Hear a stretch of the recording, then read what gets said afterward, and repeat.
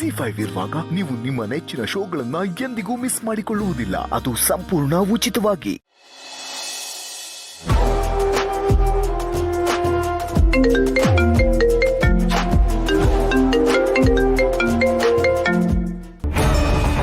Phone ಇಲ್ಲೇ ಬಿಟ್ಟು ಹೋಗ್ಬಿಟ್ಟಿದ್ದಾರೆ.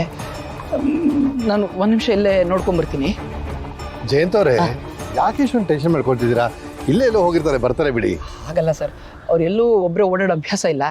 ಒಂದು ನಿಮಿಷ ಬಂದೆ. ನೋಡ್ರಿ, ಅವ್ರ ಹೆಂಡತಿ ಕಾಣಲಿಲ್ಲ ಅಂತ ಎಷ್ಟೊಂದು ಟೆನ್ಷನ್ ನೋಡ್ಕೊಂಡ್ಬಿಟ್ರು. ಇದರಲ್ಲೇ ಗೊತ್ತಾಗತ್ತೆ ಅವ್ರ ಹೆಂಡತಿನ ಅವ್ರು ಎಷ್ಟು ಪ್ರೀತಿಸ್ತಾರೆ ಅಂತ. ನಿಜ ಲಲಿತಾ, ಆ ಹುಡುಗಿ ಇವ್ರನ್ನ ಮದುವೆ ಆಗೋದಕ್ಕೆ ತುಂಬಾ ಅದೃಷ್ಟ ಮಾಡಿದ್ಲು. ದೇವ್ರೆ, ಹೇಗಾದ್ರೂ ಮಾಡಿ ಜಾನು ಇಲ್ಲಿ ಬರ್ದೇ ಇರೋ ಹಾಗೆ ಮಾಡಪ್ಪ. ನಿನ್ನೇ ನಂಬಿದ್ದೀನಿ.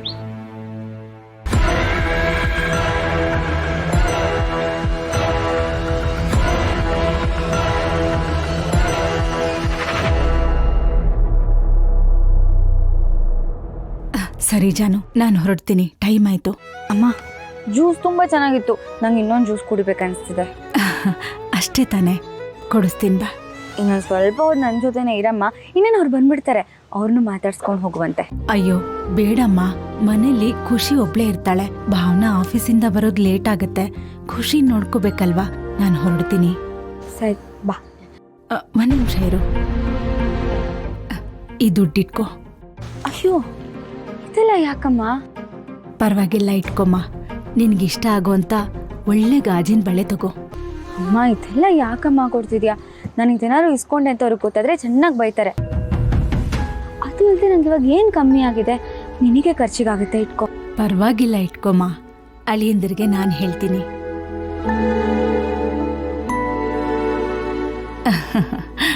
ಸರಿ ಜಾನು, ನಾನು ಬರ್ತೀನಿ. ಜ್ಯೂಸ್ ಕೇಳಿದೆ ಅಲ್ವಾ, ಬಾ ಕೊಡಿಸ್ತೀನಿ.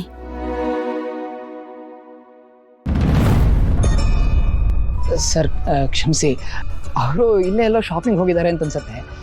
ನಿಮ್ಗೆ ಯಾರೋ ಬೇರೆ ಕೆಲಸ ಇರಬಹುದು. ನೀವು ಹೋಗಿ ಬನ್ನಿ, ನಾನು ಕಾಯ್ತೀನಿ. I am sorry. ಪರವಾಗಿಲ್ಲ ಬಿಡಿ ಜಯಂತ್ ಅವರೇ, ಯಾರಾದರೂ ಪರ್ಚೇಸ್ ಸಿಕ್ಕಿರ್ಬೇಕು ಅಂತ ಕಾಣುತ್ತೆ. ಅವ್ರ ಹತ್ರ ಮಾತಾಡ್ಕೊಂಡು ನಿಂತಿದ್ದಾರೋ ಏನೋ. ಪರವಾಗಿಲ್ಲ, ನಾನು ಕಾತು ಹೊರಡ್ತೀನಿ. ಇರ್ಲಿ ಜಯಂತ್ ಅವರೇ, ಬಹುಶಃ ನಿಮ್ಮ ಹೆಂಡತಿನ ನಿಮ್ಮನ್ನೆಲ್ಲ ನಮ್ಮನ್ನೆಲ್ಲ ಭೇಟಿ ಮಾಡಬೇಕು ಅಂತ ವಿಧಿ ಬರಹ ಇರಬೇಕು ಅನ್ಸುತ್ತೆ. ಅಲ್ಲೇ ಭೇಟಿ ಮಾಡೋಣ ಬಿಡಿ. ಹಾಗೆ ಸರ್, ಖಂಡಿತ ಕರ್ಕೊಂಡ್ಬರ್ತೀನಿ. ನೀವು ಹೋಗಿ. ಬರ್ತೀನಿ. ಅಪ್ಪ, ಹೊರಡೋಣ. ಬರ್ತೀವಿ ಸರ್.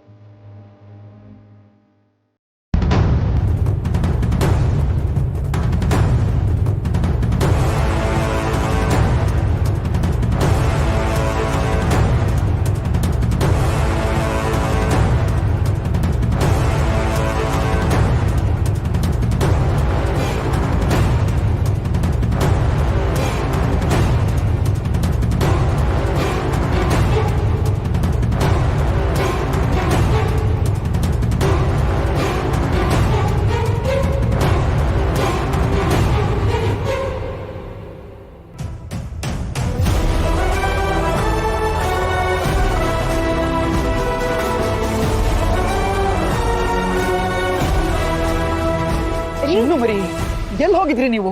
ನೀವು ಕಾರಲ್ಲಿ ಇಲ್ಲಿದ್ದು ನೋಡಿ ನನ್ನ ಉಸಿರು ನಿಂತೋಗಿತ್ತು ಗೊತ್ತಾ? ಇಷ್ಟು ಬೇಗ ಕೆಲಸ ಮುಗ್ದೋಯ್ತಾ ನಿಮ್ದು? ನನ್ನ ಕೆಲಸ ಹಾಗಿರ್ಲಿ, ನೀವೆಲ್ಲಿಗೆ ಹೋಗಿದ್ರಿ? ಅದು ನಾನು ಕಾರಲ್ಲಿ ಕೂತಿದ್ನಾ, ಹಾಗೆ ಅಮ್ಮ ಪಾಸ್ ಆದಾಗಾಯ್ತು. ನೋಡಿದ್ರೆ ನಿಜವಾಗ್ಲೂ ಅಮ್ಮನೇ. ಅದಕ್ಕೆ ಅವ್ರ ಜೊತೆ ಮಾತಾಡ್ಕೊಂಡು ಹಾಗೇನೆ. ಚಿನ್ನು ಮರಿ, ಅಟ್ಲೀಸ್ಟ್ ನನ್ನ ವಿಷಯ ಹೇಳ್ಬಿಟ್ಟು ಹೋಗ್ಬೇಕಾ?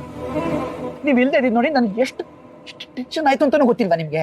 ಒಂದು ಫೋನ್ ಕಾಲ್ ಆದ್ರೂ ಮಾಡಿ ಹೋಗ್ಬೇಕು ತಾನೆ? ಈ ಅಮ್ಮನ್ ನೋಡಿದ್ದು ಖುಷಿನಲ್ಲಿ ನಾನು ಫೋನ್ನ ಕಾರಲ್ಲೇ ಬಿಟ್ಟು ಹೋಗಿದ್ದೆ.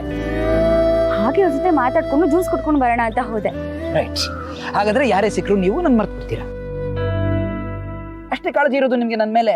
ಯಾರಾದ್ರೂ ಸಿಗ್ಲಿ, ನನ್ನ ಮಾತ್ರ ಮರ್ತು ಬಿಡೋದು. ಯಾಕ್ರಿ ಹೀಗೆಲ್ಲ ಮಾತಾಡ್ತಿದ್ದೀರಾ? ನಾನು ಹೋಗಿದ್ದು ನಮ್ಮಮ್ಮನ ಜೊತೆನೆ ತಾನೆ. ಬಂದ್ ಕಾರ್ ಹತ್ತು.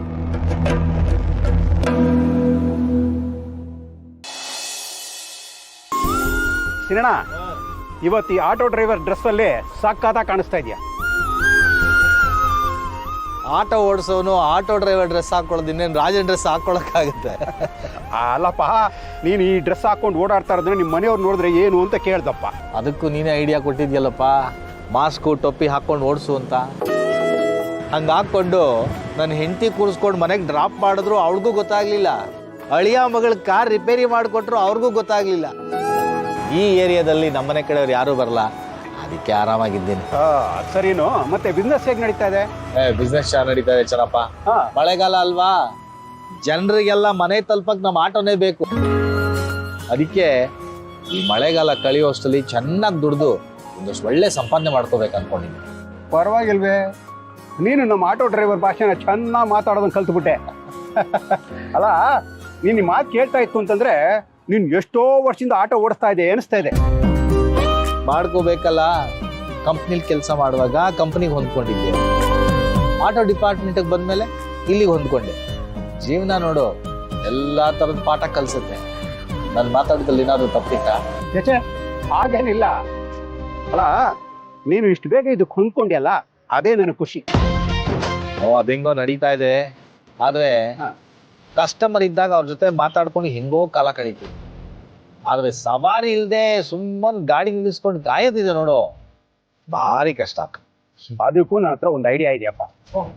ಸವಾರಿ ಸಿಗದೆ ಇದ್ದಾಗ ಒಂದು ನ್ಯೂಸ್ ಪೇಪರ್ ತೆಗೆದಿಟ್ಟು ಮೊದಲನೇ ಅಕ್ಷರದಿಂದ ಕೊನೆ ಅಕ್ಷರದವರೆಗೂ ಬಿಡದೆ ಓದು. ಜ್ಞಾನಾರ್ಜನೆ ಆಗತ್ತೆ, ಸುತ್ತಮುತ್ತ ಏನ್ ನಡೀತಾ ಇದೆ ಅಂತಾನು ಗೊತ್ತಾಗತ್ತೆ. ಎಲ್ಲಕ್ಕಿಂತ ಮಿಗಿಲಾಗಿ ಕಸ್ಟಮರ್ ಬರಲಿಲ್ಲ ಅನ್ನೋ ಬೇಜಾರು ಹೋಗತ್ತೆ. ಒಳ್ಳೆ ಐಡಿಯಾ, ಹಾಗೆ ಮಾಡ್ತೀನಿ ಬಿಡು.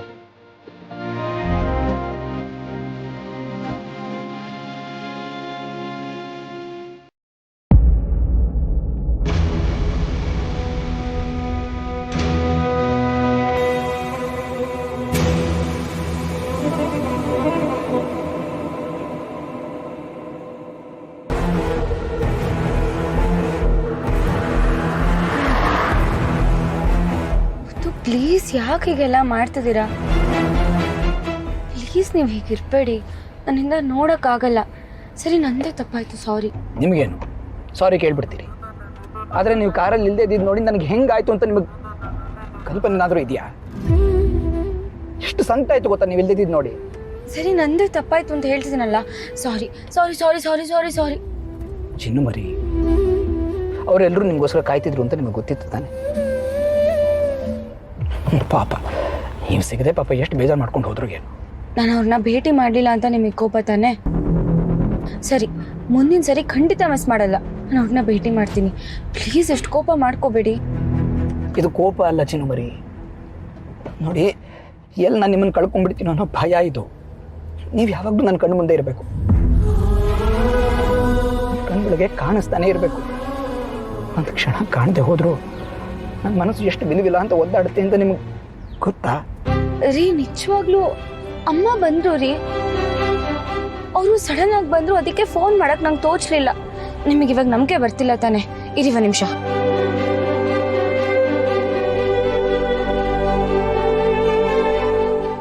ZEE5 ಆಪ್ ಡೌನ್ಲೋಡ್ ಮಾಡಿ ಎಲ್ಲಾ ಸಂಚಿಕೆಗಳನ್ನು ಸಂಪೂರ್ಣ ಉಚಿತವಾಗಿ ನೋಡಿ.